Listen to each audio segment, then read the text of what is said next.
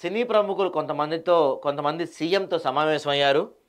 So ఇక no benefits, cinema టికెట్ల రేట్ల పెంపు ఉండబోదు, మహిళా ప్రాణాలు కోల్పోవడంతో సీరియస్, శాంతి భద్రతల విషయంలో రాజీ ఉండదు, సినీ పరిశ్రమకు అండగా కాంగ్రెస్ ప్రభుత్వం, సెలబ్రిటీలపై ఎలాంటి కోపం ద్వేషం లేదు, ఫ్యాన్స్ కంట్రోల్ బాధ్యత సెలబ్రిటీలదే, రాష్ట్ర అభివృద్ధిలో మీరు భాగస్వాములు కండి, డ్రగ్స్ సామాజిక దుర్మార్గాలపై పోరాడండి, చిత్ర పరిశ్రమ అభివృద్ధికి కేబినెట్ ఉపసంఘం, సినీ ప్రముఖులతో భేటీలో సీఎం రేవంత్ రెడ్డి, కలిసి పనిచేస్తామన్న FDC chairman Dil Raju. So శాంతి భద్రతల విషయంలో రాజీ పడే ప్రసక్తే లేదు.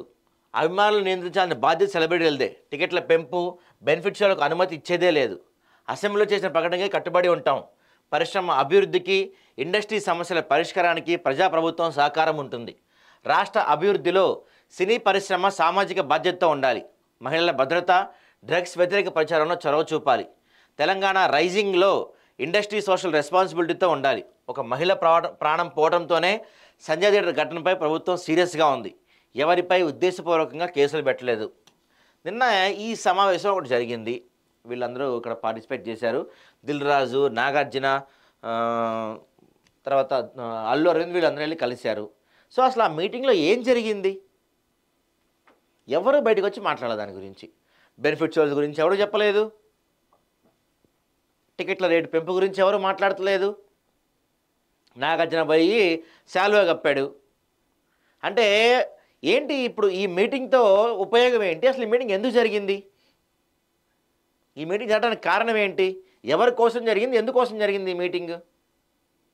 అదేమంటే దిల్ రాజు అంటాడు, మా పైన ఒక పెద్ద బాధ్యత పెట్టారు, ఇప్పుడు మాకు ఇవన్నీ చిన్నవి, ఆ పెద్ద బాధ్యత నెరవేర్చడమే నా ప్రధాన లక్ష్యం, ఆ బాధ్యత నెరవేర్చడం కోసం నేను పనిచేస్తానని చెప్పారు. ఏంటి ఆ బాధ్యత? మీరు ఓడబొడిచేది ఏం లేదు కదా, ఇక్కడ మీరు ఉన్నది మొత్తం దోచుకొని తినటం, భూములు ఆక్రమించుకోవటం, శ్రమ దోపిడీ, ఇలాంటివి తప్ప మీరు ఇక్కడ పొడిచేది ఏముంటుంది? తెలుగు సినీ పరిశ్రమకు ప్రపంచవ్యాప్త బ్రాండ్ అంట. ఇక్కడ వెంకటేష్, హరీష్ శంకర్, రాఘవేంద్రరావు అంతా బ్యాచ్ మొత్తం పోయారు నిన్న కలుస్తానికి. ఏం ఉపయోగం చివరికి? మీరు వెళ్ళింది ఎందుకు? మీరు వెళ్ళింది దేనికోసం వెళ్ళారు మీరు? ఐటీ ఫార్మా రంగాల్లో ప్రాధాన్యత ఇస్తాం, హాలీవుడ్ బాలీవుడ్ సినిమాలు షూటింగ్ హైదరాబాద్ రావాలి, ఆ పరిశ్రమలను ఆకట్టుకునేందుకు త్వరలో భారీ సదస్సు, ఎవరిపైన కోపం లేదు, చట్టం అమలు బాధ్యత నాది, సినీ ప్రముఖులతో సీఎం సమావేశం, గురుకులాల కోసం సినిమా టికెట్లపై సెస్ వసూలుకు నిర్ణయం. ఇది మంచి విషయం, తప్పట్టాల్సిన అంశం లేదు, ఇది మంచి విషయం. ఎందుకంటే సెస్ వసూలు చేసి గురుకులాలకు కేటాయిస్తున్నది చాలా గుడ్ విషయం అక్కడ. ఇంకా తర్వాత ప్రభుత్వం సినీ పరిశ్రమ కలిసి పనిచేయాలి, సీఎం దిశానిర్దేశం, టీజీఎఫ్డీసీ చైర్మన్ దిల్ రాజు, బెనిఫిట్ షోలు టికెట్ల రేట్ల పెంపు అంత ప్రాధాన్య అంశాలు కాదని వ్యాఖ్య.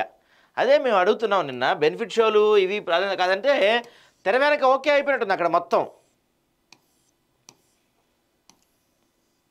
ఊరికే మన ముందు కలరింగ్ కానీ రేపటి రోజున రేపు సంక్రాంతికి చాలా సినిమాలు ఉన్నాయి కదా, గేమ్ చేంజర్ ఉంది, డాకు, మహారాజ్, మొత్తం దిల్ రాజువే.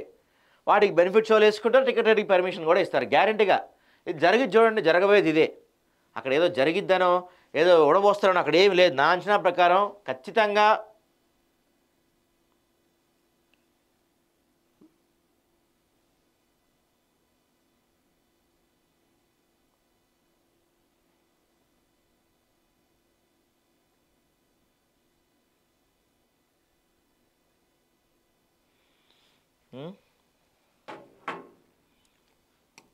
నేనేమంటారు, అన్నిటికీ హైదరాబాద్ అనుకూలం, సినీ పరిశ్రమలో రాజకీయ జోక్యం వద్దు, బట్టి 2.5 గంటల పాటు భేటీ జరిగింది.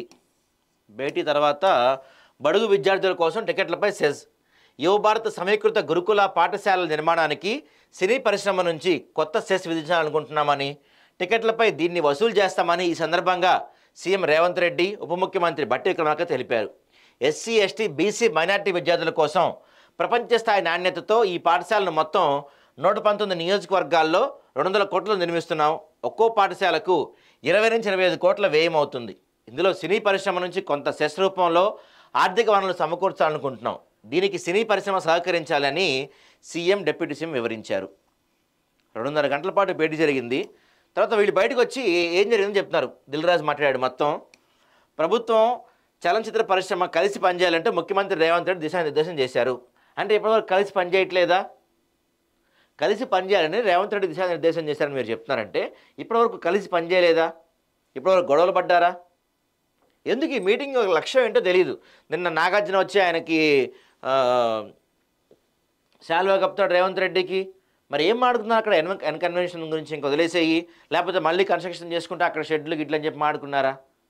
ఏం ఉపయోగం వీళ్ళ వల్ల? ఈ మీటింగ్ వల్ల రాష్ట్రానికి కానీ ఎవరికైనా ఒక్క ఉపయోగం జరుగుతుందా? పోనీ చనిపోయిన రేవతి కుటుంబానికి ఏమైనా ఉపయోగం జరుగుతుందా? ఆ పిల్లడికి ఏమైనా ఉపయోగం జరుగుతుందా? ఏంటి ఉపయోగం? ఎక్కడ ఉపయోగం దీనివల్ల నేను అడుగుతున్నా. మళ్ళీ అడిగితే దిల్ రాజు ఏమంటాడు, అబ్బో అసలు పెద్ద పెద్ద బాధ్యత మా నెత్తిన పెట్టారు సీఎం రేవంత్ రెడ్డి గారు. అంటే ఏం బాధ్యత ఉంటుంది మీ పైన పెట్టే అంత? మీ వల్ల రూపాయి ఉపయోగం లేదు సినిమా ఇండస్ట్రీ వల్ల. ఏం బాధ్యత పెడతారు మీ నెత్తిపైన?